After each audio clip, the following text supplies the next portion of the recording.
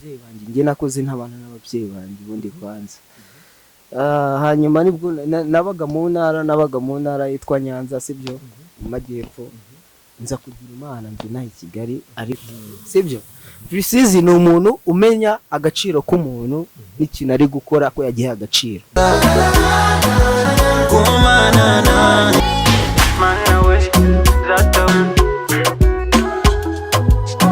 Kipa it's good.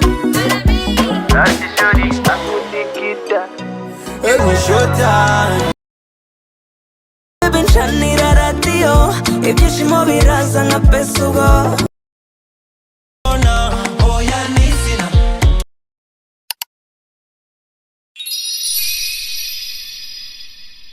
Ya ready no my people muso tugatsana bita kuri Kosovu TV ndaje tubanze umanuka kandi kana bita subscribe like and comment kabisa tukaturi kumwe n'umuntu bita Viva the best journalist on Kosovu TV kabisa tukaturi kumwe n'umuntu bita Baba the baddest the voice of an artist kabisa so Baba bimeze gute Baba omeze fresh so musko tugiye gutangira nayo tukaturi kumwe n'umuntu no mutumirwa wacu then ayibuze tugiye gutangira nabibwira ako nugenda udakaze kwa bita subscribe like and comment so ni story nziza cyane tugiye kuganira kabisa yeah man brother you are welcome anga kuri Kosovu TV kabisa then ndaje tudutangiye wibwira n'abakunzi badukurikirana anga umunsi kuri Kosovu TV kabisa thank you so much yes ni amazina yanjye nitwa turi kumwe kubana kuri microphone yatibaze ko banakumva neza pa yeah man ya ku bantu bandiyenda ntago banzeho byinshi ariko ntago nkunda no kwigaragaza cyane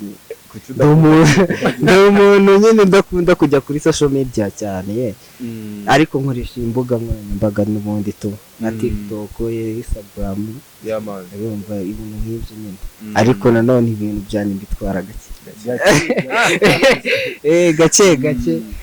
namwe ko mubizi rero nifuzaga kubana namwe muri uru rugendo natwe turakwishimiye kuba twakwakira anga kuri Kosovu TV ndabakurikira cyane muri abantu banje nta n'impamvu tutakorana ikiganiro man Emi rero ndagira ngo uyu munsi tuze kwibanda ku bintu byawe ukora nabonye uri mu fashion sibyo Hagari fashion ku oya tejeka viva buretse urumva oya buretse gatoya Emi yatubwiye yuko ibintu byo nagaje ashaka kubitangaza kwitangaza amakuru Emi byanze kwegereza microphone Emi yegereza mic Emi ari mu bantu badakunda kugaragara mu itangaza amakuru kandi Emi man ngiye nk'umubona nabonye ari umuntu w'umuhanga akora ibintu byiwe ari humble atuje sibyo Emi namubonye ari mu fashion urumva Emi mubona ari umu dancer Emi mubona yagitinga muri mu ndirimbo z'abahanzi yenda Viva sibyo shaka ko munkurikirana ariko nje ntabizi Viva ni umuntu tubanaho buri gihe sibyo Viva ni umuntu tubana buri gihe munyuraho mu muhanda nambuka ariko kambwira ati rero wa muntu nagushakaga ibaze ko yabimbwiye inshuro zirenga 3 ariko ngewe sinabyumvisha nabwo ati Viva uracakira iki ko nanjye naba bandi mu gatigito k'imihanda bandi gushaka ukombaho urumva ko nawe bizi hasozi Kigali ntago ziba zoroshye ariko niyandabura ikintu yanshakiraga ndatonda wata ariko nubundi niniga ntago nshobora kumunyuraho navuze ntajyanza ngamusuhuza nk'ibisanzwe nkikomereza urumva Viva music rero sinzi ukuntu nagiye ahantu mbona munigandira maratayindire nase mama nigano mandi sinabimenya nibwo naweje nabwo ati se Viva indirimbo yiniyi wumvishe yawe ni yawe koko cyangwa ni wowe ntago ari we nabonye Viva arambwira ati nanjye ni kwako ni bandi gushakisha ndakubeshyera so umunsi kangira kambabwiye umunsi wo twazanye n'umutumirwa wacu reka dukomeze tunamubaza ye kwita duhindura ikiganiro ariko se gashaka ungwefa aya nabanze sobanurire so Emi uyu munsi kintu tugiye kugarukaho ngiyewe nkikubona bwa mbere nakubonye mu ndirimbo ya Aline Sano muramuzi no umuhanzi ukomeye cyane muri iki gihugu cyacu kubona mu ndirimbo bita radio abakunzi bacu ba Kosovu TV muri kutureba live akakanya mujye kuri YouTube murebe indirimbo bita Radio ya Renaissance. Emi nyawe dore nguyu umunsi namuzanye. Emi mbere yuko nkubaza uburyo wagitinza muri indirimbo ndagira ngo mbanze nkubaze byashe gute, ni impano wari wifitemo, ese nabandi warebeyeho wumva yuko akazi ka ari kwagitinga mu ndirimbo byagenze bise? So jewe ni ibintu bikomeye cyane, ariko urumva ko hari akantu ahereye avuga ngo yambonye muri fashion cyangwa mvuge muri yambonye nkora fashion. Umuntu w'umumodo nta muntu ugira isoni w'umumodo, sibyo? Ni kenshi cyane ngiye nisanze mu bantu benshi akuze, nisanga mu bantu benshi kujya no muri fashion ndabikunda cyane, n'ubu ndanabikora, sibyo? Ariko fashion igendana na act z'indirimbo. Urumva nago waba uri mu modo ngo umuhanza gukenere nta kubwira icyo ukora, ubwo urumva nje ikintu nakurikije navuze ati nimba fashion umuhanzi ikintu aba ari gukora ni twebwe abamudakoresha, sibyo? Yes, narabubwiye nje bakimamagara bambwira ngo hari shoot mu gitondo, ntago nabyiyumvishije ko ari bwa mbere ngiye kujya muri shoot. Sinabajije ngo iyo shoot ni yande, sibyo? Navuze ati okay, shoot ndayijyamo ariko sinzi ko ndi bubishobora. Noneho ikirenzeho ni iki? Yambonye nambaye boxer. Emi mbabarira.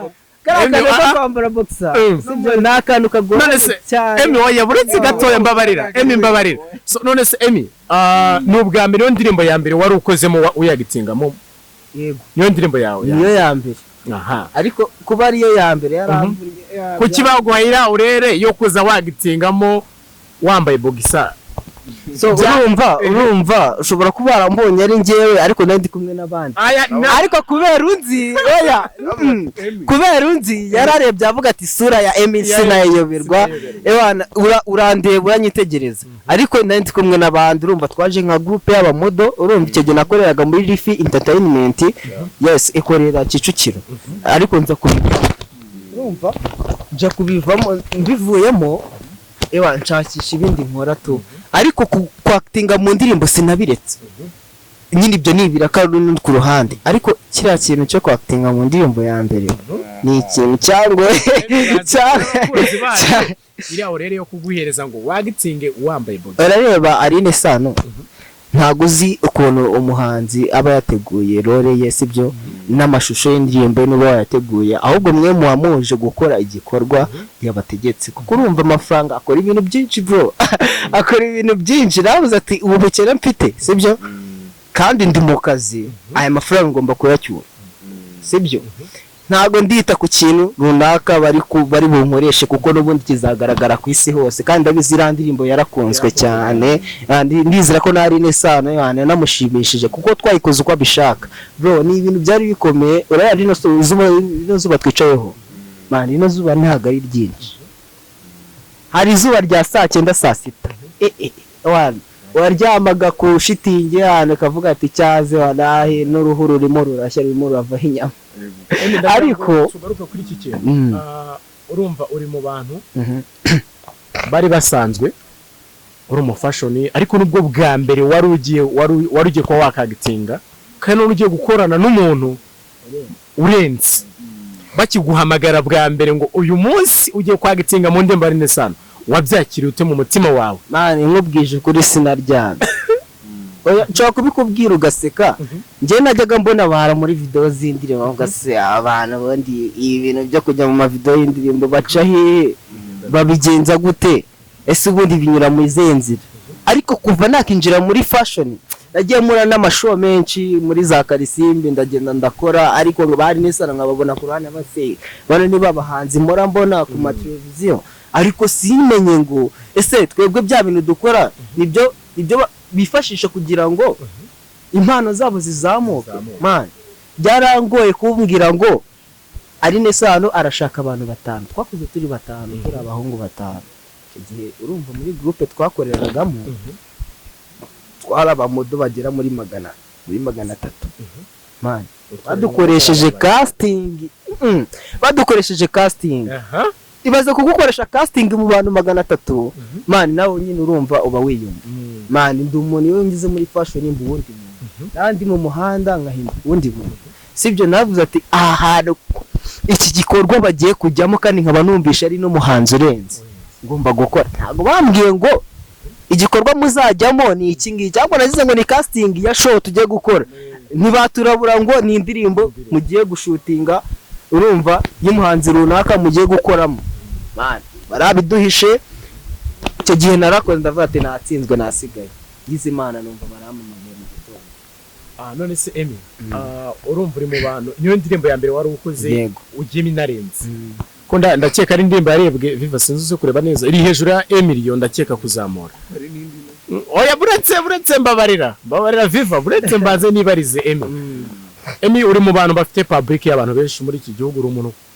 unakurikiranwa cyane feedback y'iriya ndirimbo wagitinzemo wambaye box wayakiriye ute mu bundi buryo hari abantu bashobora bati dore wa muhungu wacu abaye nka babandi dore yabaye umutinganyi feedback Emmy oya Emmy uri kuri kamera nyumva ndakumva public y'abantu ufite bakubonye wagitinga muri buriya buryo ndetse n'ababyeyi bawe bashobora kuba baranabibonye na ba sisteri feedback wayakiriye abantu muri comment wagiye ubona inbox baguhereza mu by'ukuri sibyo irandirimbo nkubwije ko niyo ndirimbo yangoye nanjye ubwanjye sinasohoka mu rugo nambaye box sibyo sinasohoka mu rugo nambaye boxer bro sibyo njyewe nzi ko bari butwambike za style najyaga mbona nkabona abapeti babikajije kabisa urasohoka wambaye itise bavuga ati cyazira niwe mu modo twabonye n'ubundi no mu gihugu man izije cyanonguye se mama isengeri ndayambara navuga ati bagiye kuzana n'itise nyina game kiyeho n'agafosi kanjye nagahanaguye mvuga ati ubu ngiye kuba twika mbice baratubwira ngo mwinjiye mu cyumba hariya tubanze tubereke ibyo mukora muri gukoresha hariya man bro munigama boxer ndabaye se boxer niyo kwambara mbere mukanika ise nkamba arambwira ati bro oya niyo sende babwira ivanamo wisiga ubuto urumva kwisiga ubuto man wambanye njenya ako urebye nkari ine sano ari nesa cyakoza amani kigira n'umutima turanihangana byo byonyine kubona mu baby nk'urijya nk'uburyo ari yambaye akantu karabonera wambaye box oya nshaka kubikubwira man ukumva ni story ndende kuko ni mwari muhari ariko ngiye wari uhari n'umutima wanjye man ntavuye numva roho yavuye gutazari nesa public y'abantu yawe yanjye feedback wayibonye video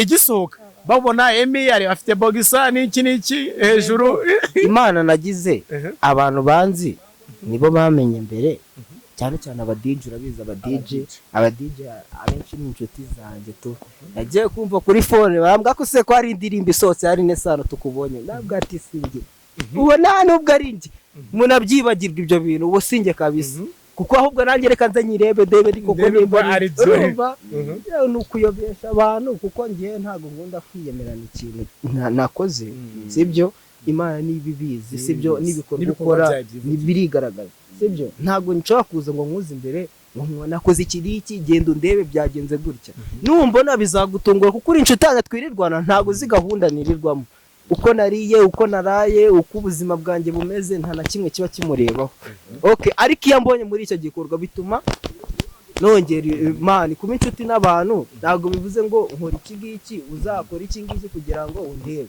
ahubwo wowe bizagutungura kumbona sibyo niyo mpamvu rero ngiye nkora ibintu byanjye gake uko Imana ibishaka kaniza n'umwuka kuramuka neza ubwiyo bije ndabyakira so rero irandirimbo twaba tuyivuye bikomeza ku ndirimbo ariko hari indi ndirimbo bashije kuba bagaragaramo iyo ndirimbo bayitaga gutera Basi sori ya Chrisizi irandirimbo watinzemo cyane kabisa ahubwo Chrisizi urabumva Chrisizi niyo wari director byavuye kuri raseti mwahuriyemo yari nesa Chrisizi mwahuriye bakoze neza man sibyo ntago akora kira gikorwa buriya Chrisizi arareba no umuntu ugira ijisho rireba kure sibyo byo byonyine na nubwo ari we wenyine na manager warashoboye uramuzi sibyo Junior gitarashoboye arareba man arareba akakureba ukibaza ikintu nawe ukikekaho ikibazo kandi ntacyo ufite sibyo Precision ni umuntu umenya agaciro k'umuntu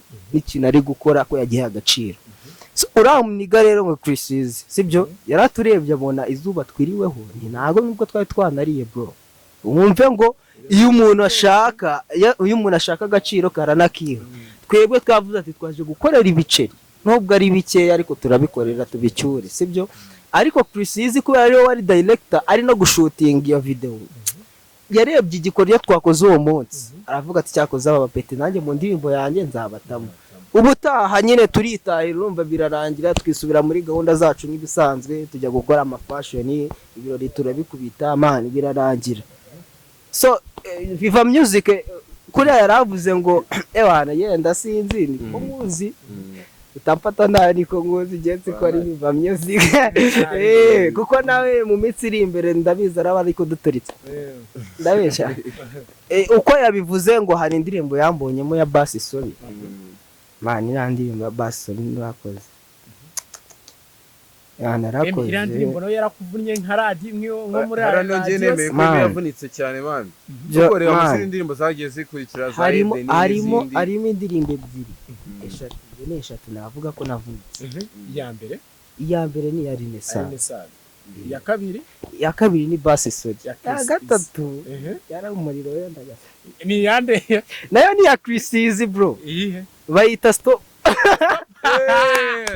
man rumva gushajuru kugusoza urugamba ndi kurasana n'umuhanzi urenze aravuga ati kabisa rurarugwe man imbavu zari zahiye byo byane kukurasa nta kintu uri kurasoka ngo ari urugamba ariko nabonye ukuntu yasohote nabatera urugamba rwo nari nje warurwanye cyangwa ariko reka tube tugihorenda tuvuge kuri iriya iyi Bass Sorry yarambunye bro yarambunye ariko ni nayo nabonyemo agaciro cyane ko nine yatumye menyekana yego sinziranye n'abahanzi benshi ngo baramenye nka ba General Benda cyangwa ba Jojo Breezy cyangwa abantu ba Titi Brown ariko ngewe ku ruhare rwanjye man ndakeka ko bara ba General Benda twarakoranye muri Bass Sorry njyewe buryo nigaragajemo ibaze ko na Junior Giti yambwiye ati igihe hino nkwereke uramupete mwegerezeho kamera ndakeka hari ahantu nakoze turi ku maesikari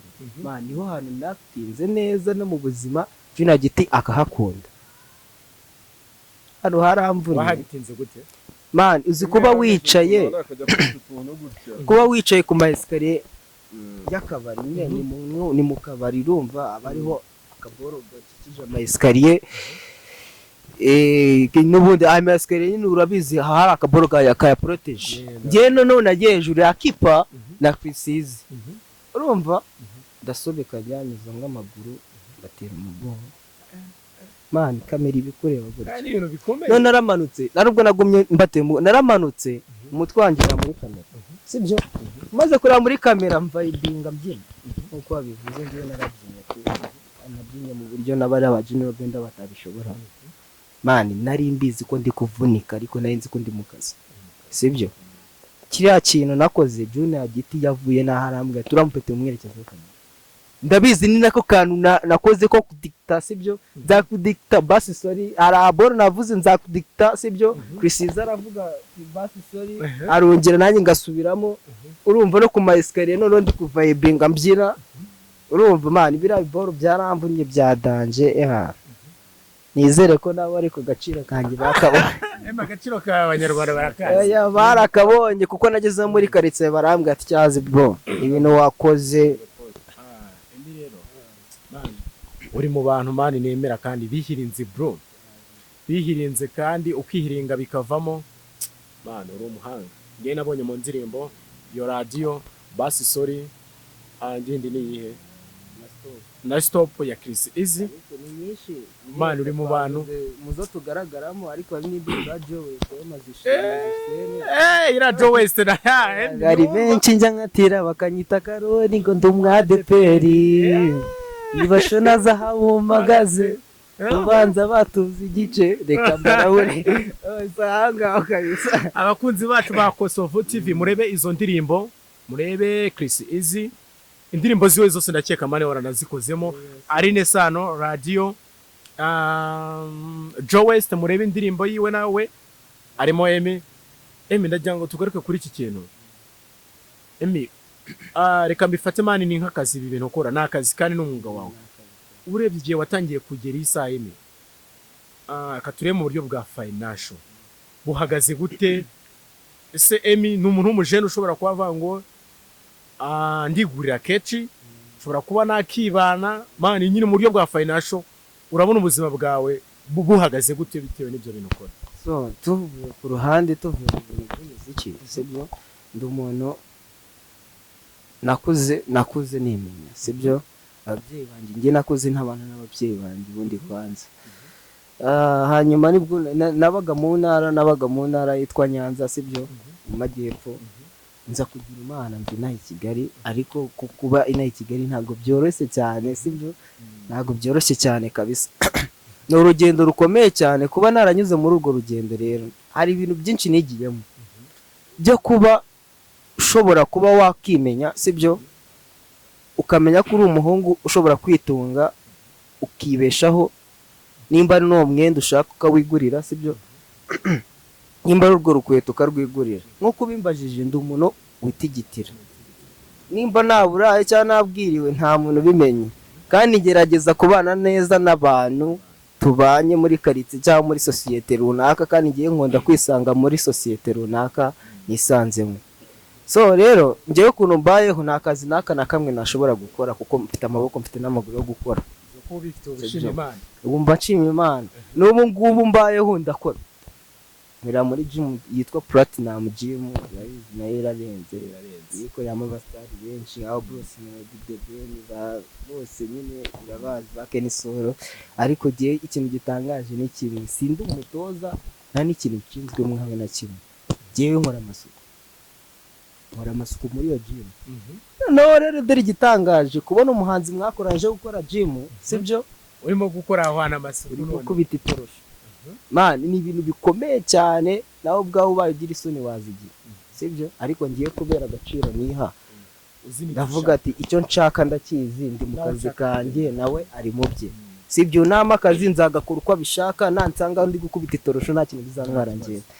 Man, yarandebye aravuga ati cyazi no muhungu wanjye arakora pe, sibyo, ntabwo tuganira cyane kuko urumva mba ndi mu kazi nawe yabikora. Urumva kuba uri umukirina ukaba uwundi ari umukiriya, nta hantu bihuriye. Urumva ubukoreye umubosi kandi umubosi akubonye imbere y'umukiriya ni ibibazo, nubwo nawe babizi ko mwakoranye, ariko ugomba kumuha uburenganzira bwe. Ngende umuntu udahubuka. Man, bwa mbere Chris yinjira muri gym, navuze se uyu muniga niye nabona ndi gukubita itorosho kandi nzi ko narakoze mu ndirimbo yiwe. Urumva icyo kintu ni ikintu gikomeye cyane nawe ubwo adashobora kwakira. Je narinje njya muri changing room yanjye mbarizwamo, ndavuga ati ndi mu kazi urantagambiye, sibyo. Urumva nahise muta ku ruhande, ndavuga tura n'umukiriya, ndamufata nk'abakiriya bandi basanzwe nk'uko n'ubundi ba Bruce Melody nk'abafata. Man, ikintu nakoze nahise nanone njya hanze sipati indobo ndayizana, ahari gukorera ndakoropa, ndasoza ndanasohoka. Nyuma arambaza se ukoreramo hano, ndavuga nti ngewe nkoreramo hano kuko nta kazi kanjye, nakicara nta kintu ndi gukora. Ikintu yambwiye ni fresh, man, ibintu koze ni fresh kabisa. Icyo kintu cyamotive kuvuga ngo nimba ko kuri umustar, burya abara abastar bose nago tuzi ibyo bakora, ntabwo tuzi, sibyo. Ushobora kumubona mu ndirimbo ukavuga ati man, uriya muntu ararenze, ariko bikagutangaza ko mwahurira ahantu nawe ubwawe utazi, kandi mu gikorwa nawe urimo. Man, ukabona n'ibintu ari gukora nta nubwo bihure na za ndirimbo ze, ariko ukaba ubizi ko ari umustar, ukamwubahira bwa bustar bwe, sibyo. Niyo mpamvu rero njye nta kintu nakubwira ati nta kintu njya kiraho ikintu ngo mvuge ngo ndagikomeje. Ntabwo nshobora gukomeza ubuzima kuko sinzi aho nzava, aho navuye niho habi, abo bahongeze. Ndi umuhungu ushima Imana, ushobora kwigurira urukweto n'imyenda. Nanyura mu muhanda abantu bakavuga ati cyakoze uramwana nasa neza, bitewe na kakazi nkora kandi ubwo nuvuga ngo Emi ku kijyanye no kwagitinga muri video bango bihagaze neza urebye ntacyo ushinja Imana wibeshejeho muri makeya nabyo biri mu bintu byagutunga kandi imibereho yawe igakomeza. Emi ndagira ngo ugire inama abantu bamwe bitinya mani, hari abajene n'abasista hano hanze bitinya, ndagira ngo bagire inama y'uburyo bashaka kuba bakagitinga mani bagatinyuka.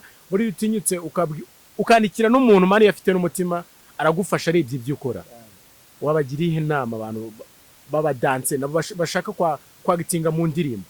So inama nagira abantu baba danceri sibyo, ndi umuntu wakuze mba muri societe nkuko nabikubwiye, kubyina nabinyuzemo, nyine umupira mbivamo sibyo, muri fashion nayo nyirimo sibyo, nkora akazi gasanzwe ndagakora kandi kakagenda uko mbishaka sibyo, kakaba kanahanunze kakaba kananyambika. So rero ikintu nabwira abajeni bagenzi banjye cyane cyane ku babyinnyi man, ababyinnyi ni abantu biyumva sibyo, mbanze nakabatema ko kandi kuba wakiyumva ukaba ukoza akavideo kamwe ugasohora sibyo, ukazajya unyura kuri bapete bagenzi bawe wiyemeye bavuga ati man igenda umuntu urenze nta n'umuntu ahubwo unandusha, kandi ntazi ko man na Titi Brown rero Titi Brown niyeme Titi Brown nawe nangendewe inzira yagiye anyuramo ndavuga ati cyaze bro ahantu ugeze warishoboje sibyo. Niyo kintu mbwira abahanzi man babaniga, abaniga ndabizi abaniga turiyemera cyane. None se kugira isaha niki uteganya imbere yawe hazaza kubijyanye no kwagitinga? Ushobora ko wenda wazakora nka cyangwa se na fashion, urabona ejo hawe hari imbere urapanga ibiki? Yewe ejo hanjye hari imbere ntabwo uhazi, ariko isaha ushobora kuvuga ati mbo muri gahunda zanjye muri plan ifite ushobora kuzashinga fashion, ngafata abana bafite impano nkabazanamo nkaba promoting. Yewe reka ngubwire icyo gitekerezo nshobora kukigira, ariko nanjye ubwanjye ntaho ndagera sibyo. Ariko burya umuntu ashinga ikintu azi ko afite aho yageze sibyo, nanjye ubu ndacyashakisha. Uko iminsi irushaho kwicuma, uko iminsi igenda irushaho kwicuma bizarushaho kugenda biba byiza. So none ngiye ikindi Imana nzagira yenda nk'abantu bazari ikiganiro cyanjye nk'aba director cyane cyane, urumva ndi umuntu n'ubundi wawibereye anga wishakishiriza sibyo, ngende umuntu utera ibiraka mu ndirimbo sibyo n'ahandi hasanzwe. Kugira isaha ibikorwa bya Emi wabisanga nize platform akoresha? So TikTok yanjye nitwa Rwanda Ono sibyo. Noneho twazamuka tukagera ku Instagram nishimwe Emi n'ubundi nibisanzwe. Yego numva Fibi n'ubundi nisanzwe nishimwe Emi. Avuye mu TikTok ne nahinduye izina ndavuga ati yenda kanagema akakantu ko nkundu igihugu cyanjye Rwanda buya Rwanda buturubanyeho neza shumi. Ariko ikintu nabifuriza y'abantu kuri Kosovo TV y'abantu mani mudukwita ibiganiro bigiye bikubiye bya danje, nanabashimira we na FIFA Music y'abantu ndabakurikirana bari bro ndabakurikirana mbarifuwe ariko mba mbakurikirana. So ikindi cyo narenzaho abantu b'urubyiruko nkatwe ari ikintu kitwica. Ushobora kuba wanywa iryo tabi cyangwa izo nzoga ukavuga ati nafashe isi kabisa, ariko mu rugo iwanyu nta kintu kiri, nimba nawe wibana nta kintu ufite mu nzu ugasanga uri kwiba ugiye muri gereza. Dusoza aka kanya hari umuntu wifuza kubyina cyangwa se wamufasha ukamwigisha kubyina, ntabwo watanga nimero ya telefone? Urabizi hano hari abantu benshi mani baba bari banakubona abapeti benshi bajya bambaza ese wadufasha ute. Hari n'abakina comedy kuko na comedy ndazikora. Ni comedy ngiye gutangira gukina ariko biraho nyine tu. Iyo nawe nindi tuzabikomeza banarebye video yindi ya mbere nzaba nanasohora. Ntabwo wabatamo nimero ya telefone? Nayibatamo kabisa 079 34 68 18 kane. Emi abis brother wakoze kubana natwe bro. Kaza nawe na mutsi na mutsi wambajije na nikiranye nicyo tubereho mani kigira no mwibya nicyo tubereye abanyamakuru mani tuba tugomba kubabaza biriya bintu byose mukora mana abakunzi bacu bakabimenya. Emi wakoze abakunzi bacu ba Kosovo TV mwakoze cyane bo muturebe mu sharinge mukandi kukazogera hasi. Thank you so much yaba